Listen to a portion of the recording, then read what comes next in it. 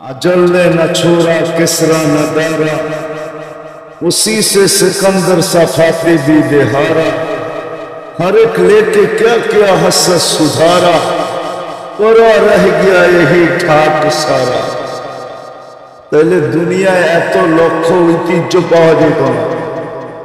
ঐতিহ্য আছে না নাই চিনেন? আরে ঐতিহ্য চিনেন? এটা জেলা কোনটা? নারায়ণগঞ্জ না? নারায়ণগঞ্জে দুই চারটা ঐতিহ্য নাই? কোনটা?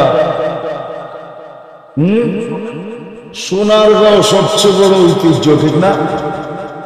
কি আছে নাকি? ইশাখা ইশাখা আছে, ঐতিহ্য আছে। কি আছে?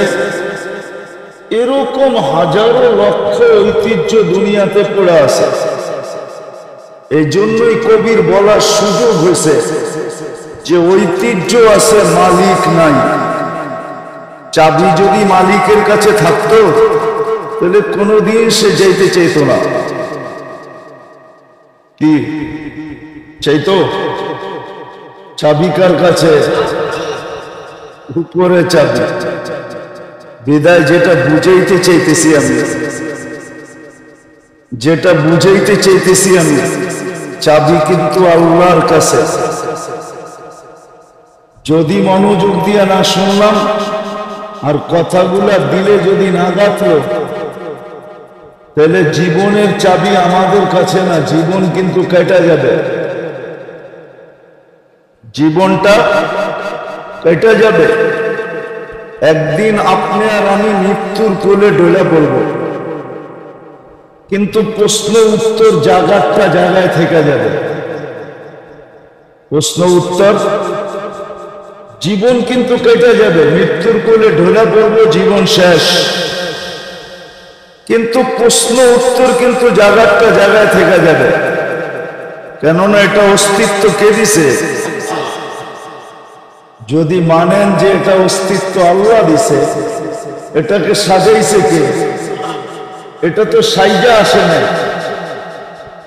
মার পেটের থেকে যখন আসছিল তখন বিলকুল সাজাহীন আসছিল, কোনো সাজ নাই। এই জন্যই তো এটাকে শিশু বলে, কি বাচ্চা বলে, ঠিক না? কি বাচ্চা বলে না? শিশু বলে, বাচ্চা বলে, ঠিক না? কোনো সাইজা আসে নাই। সাজাইছে কে? শুধু অস্তিত্ব দেন নাই, সাজাইছেন। শুধু সাজান নাই, যতদিন আছি অতদিন 24 ঘন্টা রক্ষণাবেক্ষণ কে করতেছেন? 24 ঘন্টা রক্ষণাবেক্ষণ কে করেন? 24 ঘন্টা নুন কার খাই? কিন্তু প্রশ্ন করেন নিজেকে যে আমি গুণ কতটুকু গাই?